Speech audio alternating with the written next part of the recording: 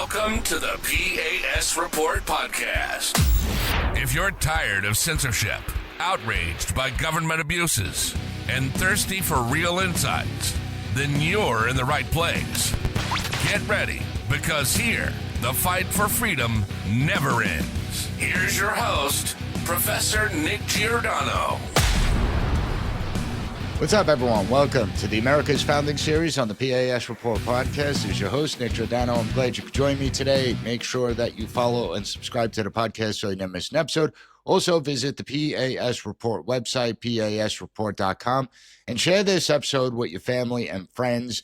I have a fantastic episode lined up, spotlighting a person who has not gotten the recognition they nearly deserve.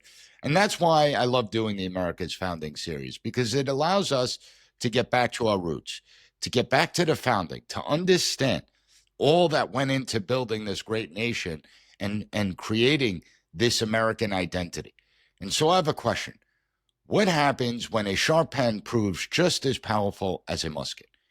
When the ink flowing across a page ignites a fire in the hearts of the people, a fire that no army can extinguish, including the British.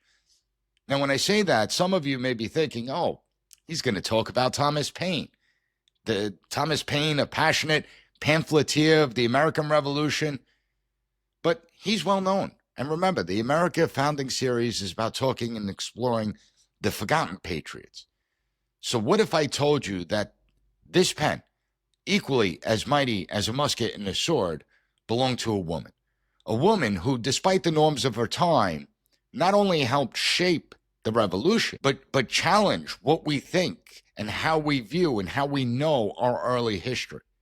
Someone who is a fierce defender of liberty. Someone who instilled this passion within the people to join the patriot cause. And today, we're going to delve into the extraordinary life of Mercy Otis Warren, one of the most important yet tragically overlooked intellectuals of the American Revolution. She was not only a political writer, but she was a sharp-tongued satirist and a groundbreaking historian, a fierce, unwavering critic of tyranny, from challenging British rule to later scrutinizing the very foundation of the new American government. Mercy Otis Warren stood as the conscience of the American Revolution in early America. And to truly appreciate the role that she played in the birth of our nation, we need to explore the roots of her revolutionary mindset. I want you to picture it. Barnstable, Massachusetts, 1728, bustling port town, but for a young girl, opportunities are going to be limited. And Mercy Otis was born into a family steeped in politics. They were intellectuals. Her father was a prominent lawyer and a politician. He believed in nurturing intellect wherever he found it. And that includes his daughter. Mercy watched as these debates would take hold in our house. She watched as her elder brother, James Otis Jr., would devour books, debate ideas, prepare for a future that would see him become one of the earliest voices against British oppression. And while a formal education really didn't exist in this time period for a lot of people, Mercy wasn't to be denied knowledge. Her uncle, a local minister, did recognize her keen mind and her keen instincts. And it was remarkable for that period of time. He decided to teach her alongside her brother. Now, imagine those lessons. It wasn't about just simply trying to memorize facts or how to take a test. This was real education, spirited debates that would take place, discussions on history, philosophy, emerging ideas like liberty and freedom and what it truly means. And this is going to begin to ripple throughout the continent. It was in these early years that Mercy Otis forged her formidable intellect and just as important, her confidence in its power. So now we're going to fast forward to 1754. Mercy married James Warren, a man who also was deeply rooted into politics, and he was an intellectual as well. And far from stifling Mercy's intellectual curiosity, he actively championed it. He encouraged it. See, James was a patriot, and he later became the president of the Massachusetts Provincial Congress. Their partnership was a true meeting of the minds, where they would go on these intellectual pursuits, and those intellectual pursuits were celebrated. So their home actually became a vibrant hub of revolutionary thought and activity. And in Mercy's parlor, intense discussions would unfold with some of America's most celebrated founders. We're talking about Samuel Adams, the fiery orator. We're talking John Adams, brilliant lawyer, future president of the United States. They built a friendship with Mercy, and they came not just to strategize, but to think aloud, to debate the very principles of self-governance and liberty. And in the center of it all, Mercy Otis Warren wasn't just listening. She wasn't just observing. She was participating. She was contributing to the discussion. Her presence was known. Her presence was felt. And her insights were respected by some of the greatest minds in our founding. In these discussions, Mercy's worldview would sharpen, and she absorbed the arguments that were taking place in her home. She would analyze the injustices at the hand of the British. And she formed a deep, unwavering conviction, a conviction where she once penned a line that actually remains just as powerful in this day and age. Quote, "The rights of the individual should not be sacrificed to the caprice of a ruler." This wasn't just sentiment, it was principle for her. And it would guide her hand as her sharp intellect found its most potent expression. So the stage was set, her pen was ready, and it was a time for it to become the weapon of resistance, because she couldn't pick up a musket. And as colonial grievances against Great Britain mounted, the call for resistance was growing louder and louder. But this revolution wasn't only going to be waged on the battlefields or in the halls of the Continental Congress. This war is going to be fought in the hearts and minds of the people. And for that, a different kind of weapon was needed. You needed political commentary, but not just political commentary. Anyone could do political commentary.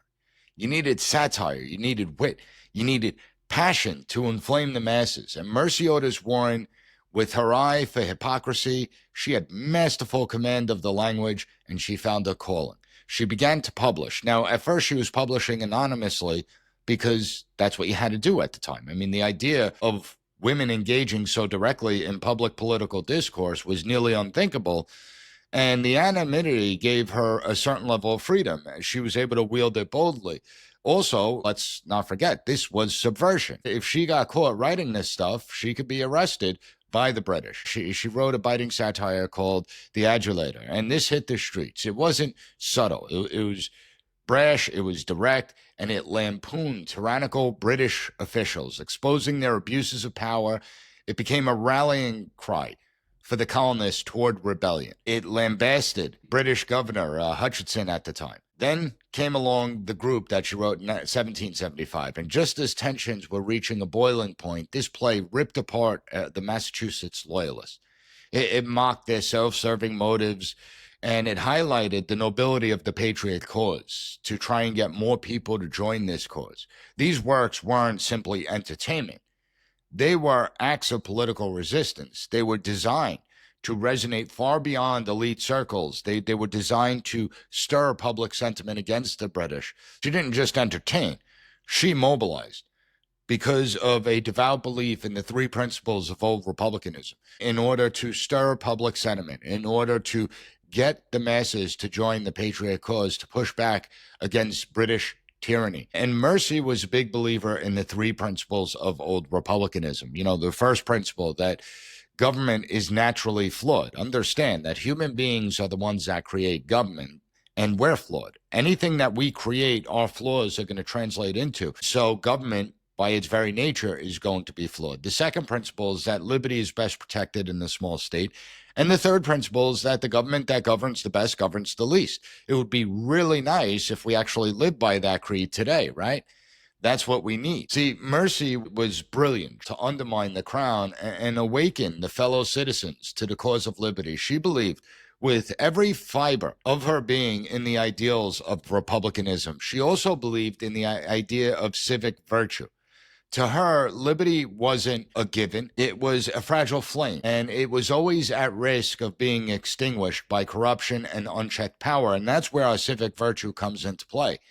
We all have an obligation to stand up, speak out, and push back against public corruption and unchecked power, to question the officials, to call them out. And this is a theme that we still wrestle with today, because there's so many people out there that just go with whatever the government's putting out there, whatever the narratives of the day are. But we're the ones that are supposed to keep this system in check, and we failed in our obligation in the 21st century.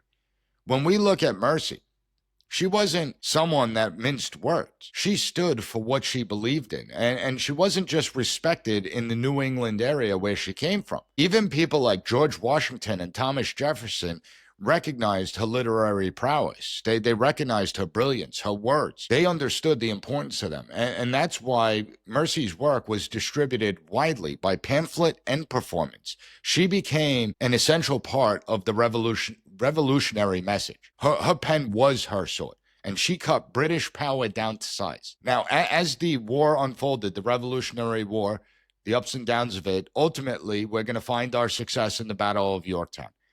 And when the war was won and the colonies were free, it wasn't that Mercy Otis Warren just gave up.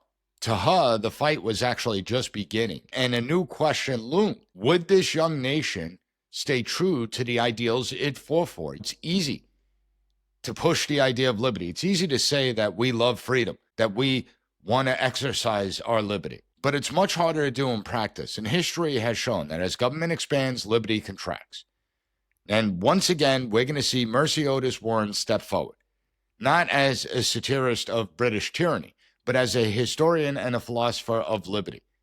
George Washington commissioned her and allowed her to complete a history of the American Revolution. And in 1805, she published a monumental 3-volume work, The History of the Rise, Progress, and Termination of the American Revolution. It wasn't just a history book. It was actually a groundbreaking achievement. It was the first comprehensive history of the revolution, and it was written by a woman. Talk about bold, right? Her focus wasn't on the battles or generals alone. While that's important, she examined the moral and philosophical foundations of the new republic. She scrutinized the motivations and the principles of its architects. And she didn't hold back. She wasn't one to sit there and watch what she said. She was a staunch anti-federalist. When we talk about Federalist versus anti-federalist, obviously more attention gets paid to the Federalists because they ended up winning out. But it doesn't mean that the anti-federalists didn't bring anything to the table. See, Mercy viewed the Constitution with a skeptical eye, especially its lack of protections for individual liberties, a flaw that she believed was partially addressed by the Bill of Rights, so it made it more acceptable to her. But this is where the story takes a dramatic turn.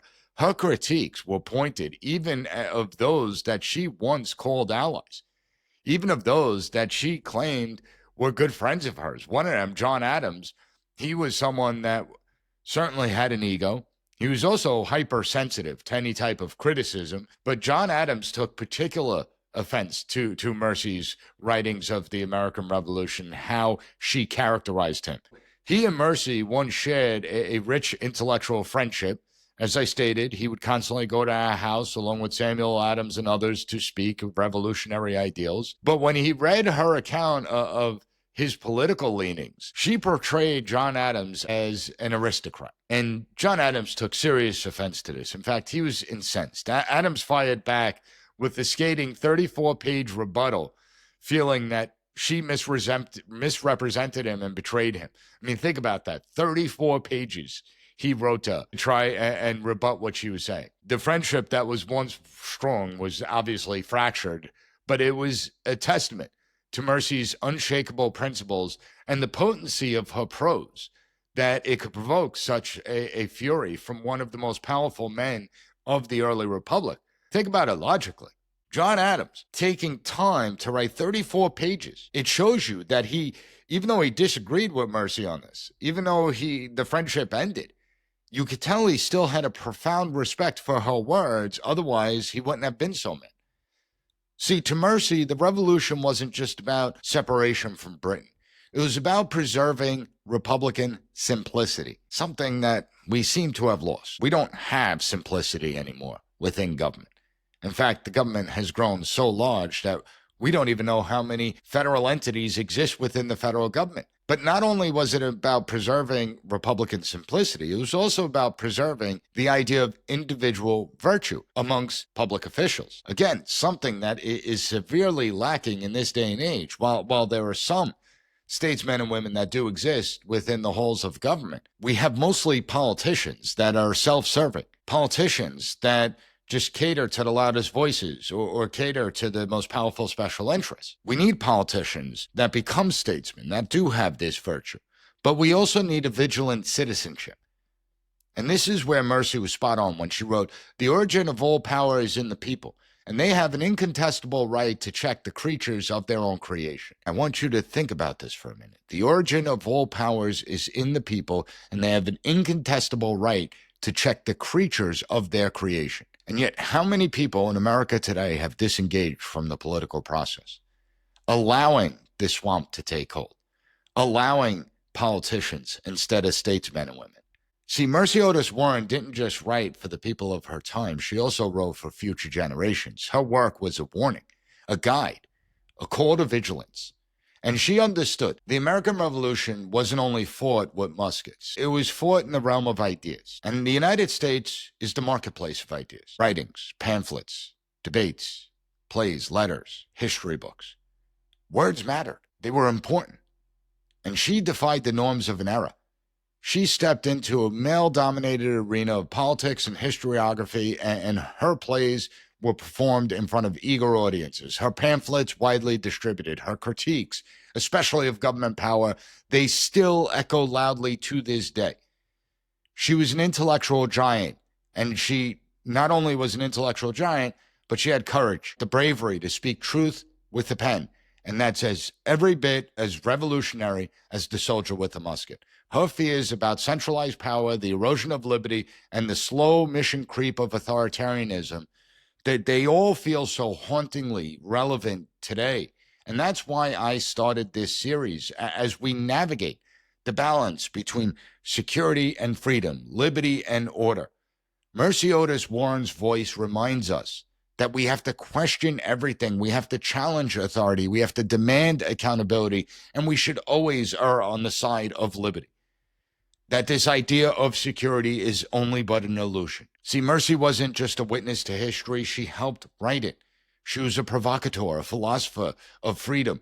She was a defender of people's sovereignty. And that's why I wanted to tell her story today. Not just to resurrect a forgotten name, but to reclaim an essential part of our American heritage, our American identity. A reminder that the fight for liberty, it's not just history. It's not just in our past. It exists in present day. It's a present day responsibility. And that's why I ask each and every one of you listening to this, I want you to reflect. This is the mission of the America's Founding series, to spotlight the forgotten founders, to honor the lost patriots, to rediscover the ideas that built a nation, that built an exceptional nation, to understand what the American identity is, what makes us American. Because without knowing what America is about, without knowing our roots, the intent behind everything, how can we survive as a country going forward? So I encourage you, read Mercy's works, because they remain as powerful and thought-provoking and relevant today as they were over 2 centuries ago. And I want to hear from you. I want to know who else deserves to be remembered in this grand experiment.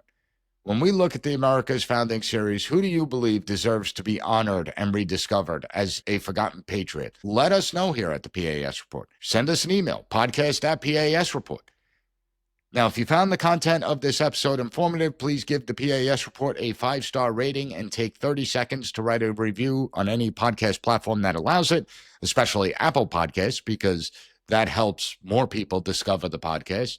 And share this episode with your family and friends. You know, share it with 10 of them. And the more you do that, the more the message gets out there. I have great episodes lined up for next week. I got a great guest coming on next Wednesday, so you're going to want to make sure that you keep it here. Make sure that you follow and subscribe to the podcast so you never miss an episode. I want to thank you for joining me, and I'll be back next week with more great episodes of the P.A.S. Report podcast.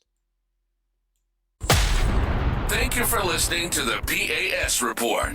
Don't forget to rate, share, and hit that subscribe button. That way you'll never miss an episode. For more exclusive content and updates, visit us at PASreport.com and follow Professor Giordano on all social media platforms at P.A.S. Report.